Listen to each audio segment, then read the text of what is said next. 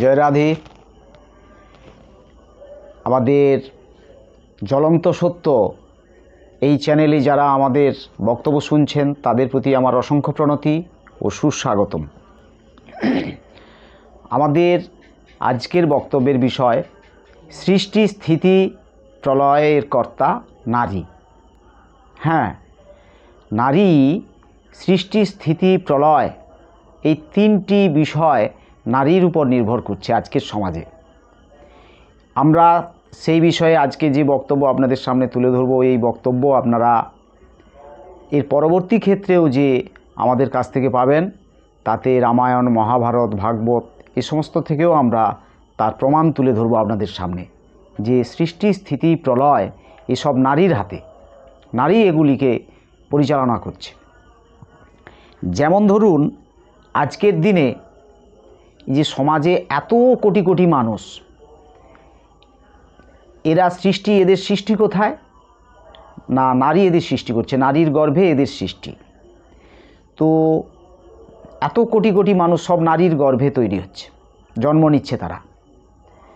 এবার নারীর গর্ভে এত মানুষ তৈরি হচ্ছে, তো তার মধ্যে বেশ কিছু মানুষ, অনেক নরনারী তারা জন্ম নিচ্ছে, যে এমনভাবে জন্ম নিচ্ছে তারা আগামী দিনের সমাজ গড়ার ক্ষেত্রে সমাজের দায়বদ্ধতা তারা মাথায় নিয়ে সমাজ পরিচালনা করে। তারা অনেক দয়ালু, অনেক মহান মহাত্মা, জ্ঞানী গুণীজন, তারা এই নারীর গর্ভে জন্ম নিচ্ছে।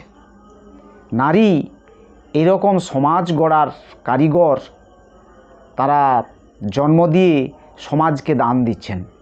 এটা নারী, মহীয়সী নারীদের একটা বড় ভূমিকা।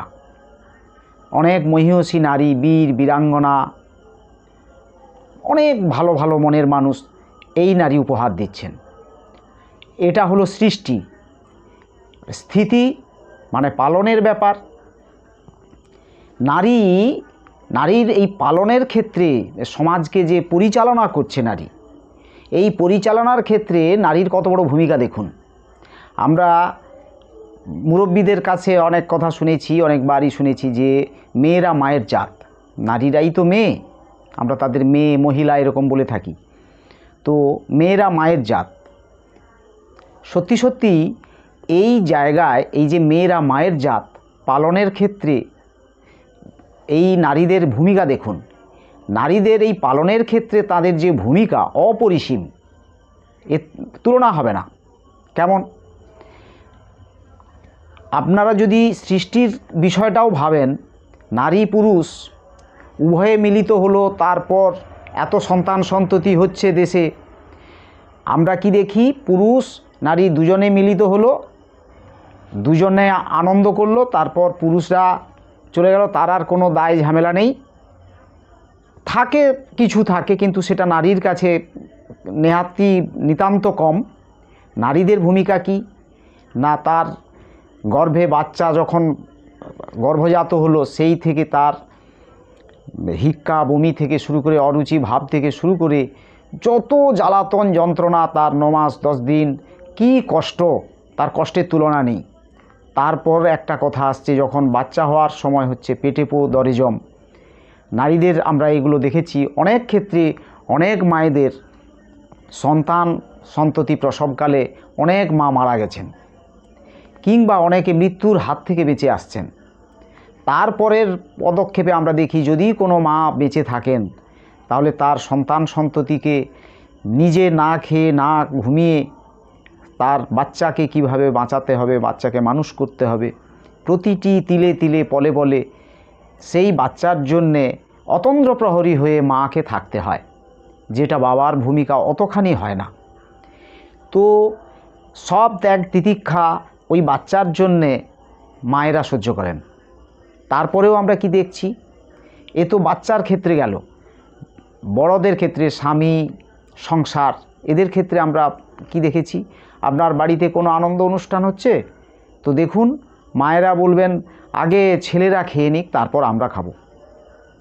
বড় আনন্দ অনুষ্ঠান হচ্ছে, খাওয়ান দাওয়ান হচ্ছে, আগে পুরুষরা খেয়ে নিক, আমরা মেয়ে মানুষ পরে খাবো। মেয়েরা পরে খাচ্ছে, তার কি আছে নাই কোনো ব্যাপার নেই, যা থাকলো সেটুকুনি খেয়ে তারা খুশি, তাদের কোনো আপত্তি নেই। পুরুষরা ভালো খেয়েছে তো ব্যাস, তাহলে সব ঠিক আছে। আমরা খেতে পাইনি একে নিয়ে কোনো অভিযোগ নেই মায়েদের। আর কি, এমনি প্রত্যেকটা ফ্যামিলির ক্ষেত্রেও দেখুন, আপনাদের ফ্যামিলিতে মায়েরা কি করেন না, মায়েরা যে কোনো খাওয়ার ভালো জিনিসপত্র তৈরি হচ্ছে আপনাদেরকে ভালো করে খাইয়ে দিচ্ছেন, কিন্তু তার নিজের ক্ষেত্রে দেখা গেল কোনো জিনিসটা কতটুকুনি আছে বা নাই সেদিকে কোনো ভ্রুক্ষেপ নাই, খাওয়া হলো হলো, না হলো না হলো, পুরুষরা তো খেয়েছে, মেয়ে মানুষদের আর অত খাওয়া কিসের, পুরুষদের খাইয়ে আমাদের শান্তি। এই কথাগুলো আমরা অনেক মায়ের মুখে শুনেছি। তাহলে এই পালনের ক্ষেত্রে মায়েদের এই যে ভূমিকা, এ ভূমিকার তো তুলনা করা যায় না। তাহলে আমরা যদি দেখি, আমি আরও একটি ঘটনা বলছি, এ তো আমাদের সংসারের মধ্যে, এলাকার মধ্যে কথা বললাম। আমি একদিন তামিলনাড়ু যাচ্ছি আমার একটি ব্যক্তিগত কাজে। তো তামিলনাড়ু যেতে যেতে অন্ধ্রপ্রদেশের এক ভদ্রমহিলা আমার সঙ্গে, আমার এই সামনের সিটে বসে আছেন ট্রেনে, আমার সঙ্গে তার পরিচয় হয়। তো ভদ্রমহিলা নাড়ু আমাকে যাচলেন খেতে, আমি খাইনি ভয়ে, হয়তো কোথায় অনেক অঘটন তো শুনে থাকি, হয়তো কিছু, তার বলে আপনি খান, কিচ্ছু নেই কিচ্ছু নেই, ভয় করবেন না। আমি নিয়ে রেখেছি, খাই না। পরবর্তী ক্ষেত্রে তিনি কিছু পরে আবার ভাত খাচ্ছেন, বাড়ি থেকে নিয়ে এসছেন, বলছেন আমার মেয়ে ভাত রান্না করে দিয়েছে, আপনি খান। আমিও খাবো, আপনি কিছুটা খান। আমি খাইনি, বললাম না আমার পেটে খিদে নেই। তো পেটে খিদে নেই বলে আমি বসে আছি, কিন্তু সত্যিই আমার পেটে অনেক খিদে ছিল। তো ভদ্রমহিলা ওনার খাওয়ার পর যখন আমি কোনো কিছু কিনে খেতে চাইলাম, ভদ্রমহিলা তখন বলছেন যে এই তো আপনার পেটে খিদা ছিল আমি জানি, আপনি খেলেন না। তাহলে তখন এই কথাটা আমার মাথায় এসে গেল যে মুরব্বীদের মুখে শুনেছি মেয়েরা মায়ের জাত, এই জন্যেই বলে মেয়েরা মায়ের জাত। কেন, আমি কোথাকার কে, সে না আমার বউ, না আমার বন্ধু, না আমার বোন, না মাসি, না মা, কেউ না সে আমার, তার সঙ্গে কোনো পূর্ব পরিচিত কোনো কিছু নেই। উনি জেনে গেলেন আমার পেটের মধ্যে খিদে আছে, ওইটুকু সময়ের পরিচয়। এই জন্যে আমি সেদিন ভেবেছিলাম যে মেয়েরা মায়ের জাত, এ কারণেই বলা হয়। তাহলে এই যদি হয়ে থাকে, একজন মহিলা তার সমাজে পালনের ক্ষেত্রে সৃষ্টি স্থিতি, এই স্থিতি যে পালনের ক্ষেত্রে একটা নারীর কি অপরিসীম অবদান আমাদের সমাজ সংসারে, সেটা আপনারা দেখছেন। এবার আসুন প্রলয়ের ক্ষেত্রে আমরা দেখছি নারীর বিরাট বড় ভূমিকা। নারীর ভূমিকা প্রলয়ের ক্ষেত্রে কেমন, আমাদের সমাজ সংসারে আজকে দেখুন সমাজ ধ্বংস হচ্ছে নারীর হাত দিয়ে, এ বিষয়ে কোনো সন্দেহ নেই, নারীরাই ধ্বংস করছে। কিভাবে করছে? তো আজকাল এই যে সমাজে এত বধূ নির্যাতন মামলা হচ্ছে, যত্রতত্র শুনুন বধূ নির্যাতন মামলা, অনেক কোর্ট কাছারিতে চলছে এ সমস্ত। এই বধূ নির্যাতন আগে বাড়িতে হচ্ছে, পরে সেটা আদালতে মামলা আকারে দাঁড়াচ্ছে। তাহলে বাড়িতে যে বধূ নির্যাতন হচ্ছে, বধূকে নির্যাতন করছে কে? বধূরাই নির্যাতন করছে। কেন না, স্বামী, বাড়ির যে ওই বধূর স্বামী, ওর শ্বশুর, যারা পুরুষ মানুষ, তারা কেউ বাড়িতে থাকে না, তারা যে যার কাজ নিয়ে এখানে ওখানে তাদের কর্মক্ষেত্রে তারা ব্যস্ত থাকে। আর গণ্ডগোলের সূত্রপাত কোথা না, ওই বধূর সঙ্গে ওই বাড়ির বৌমা যিনি বধূ নির্যাতন মামলা দিচ্ছেন, ওই বৌমার সঙ্গে ওর শাশুড়ি, ননদি, তাদের সঙ্গে গণ্ডগোলের সূত্রপাত ওইখান থেকেই। এইবার যখন পুরুষরা বাড়ি এলো, তখন সেই পুরুষদের কাছে ওই শাশুড়ি, ননদি তারা অভিযোগ জানাচ্ছে, নয়তো বৌমা অভিযোগ জানাচ্ছে, কেউ না কেউ কারো বিরুদ্ধে অভিযোগ জানাচ্ছে, এই আমাদের ঘরে এই গণ্ডগোল। এই আগুনটা ক্রমশ বাড়তে বাড়তে একটা বিরাট জায়গায় গিয়ে পৌঁছে যায়। তাহলে বধূকে নির্যাতন কে করলো? বধূ নির্যাতন মামলা হয়েছে আদালতে, বধূকে নির্যাতন করলো কে? আরেকজন বধূ, যিনি শাশুড়ি তিনি বধূ, যিনি ননদী তিনি বধূ। আমরা এই ঘটনাগুলো ভাগবতের ক্ষেত্রেও আমরা দেখি, শাশুড়ি ননদিনী জটিলা কুটিলা রাধা রানীর সঙ্গে এই একই ঝামেলা করত। তখনকার দিনে বধূ নির্যাতন মামলা ছিল না, বধূ নির্যাতন মামলা তখন ছিল না বলে তাই বধূ নির্যাতন মামলাটা তখন হয়নি, না হলে হয়তো রাধিকাও বধূ নির্যাতন মামলা করে বসতেন।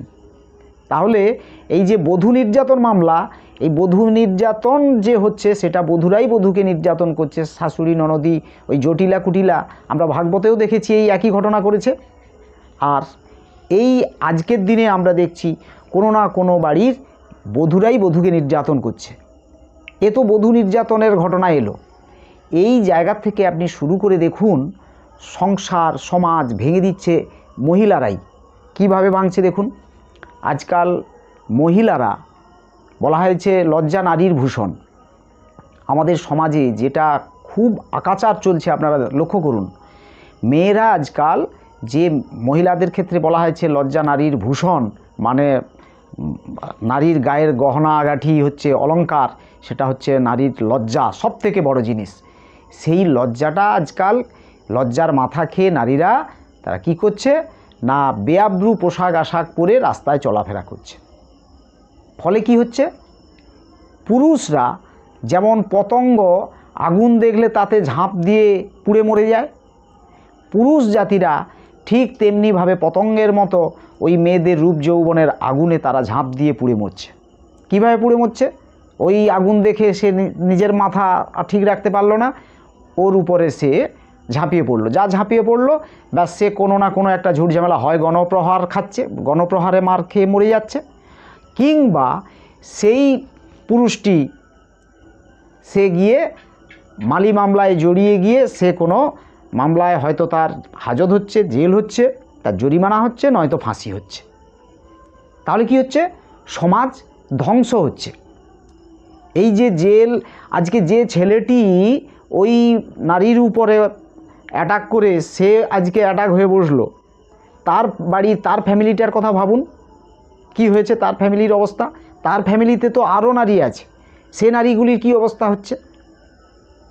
তাহলে এই যে পুরুষটি এইভাবে মতিভ্রম করে ছুটে চলে গেল অধঃপতনের লাইনে, এর জন্যে দায়ীকে এই নারী না, যে নারীগুলো তার পোশাক আশাক বেআব্রু পোশাক পরে সমাজে চলছে, বুকে যে উড়না চাপা দেওয়ার জন্যে যে উড়না আবিষ্কার হয়েছে তাকে গলায় দড়ির মতো করে কাঁধে ফেলে দিয়ে নারীরা চলছে সমাজে, অশ্লীল পোশাক আশাক পরে চলছে সমাজে। ফলে আজকে আমাদের সমাজে নারীর শ্লীলতাহানি হচ্ছে, নারীদের নিরাপত্তা বিঘ্নিত হচ্ছে।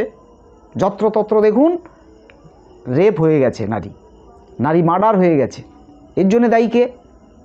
হ্যাঁ, আমাদের সমাজে অনেক স্বেচ্ছাসেবী সংগঠন, অনেক অর্গানাইজেশান, নন গভর্নমেন্ট অর্গানাইজেশান যেগুলো এনজিও আছে, তারা অনেক ভালো ভালো সমাজ গঠনমূলক কাজ করছেন।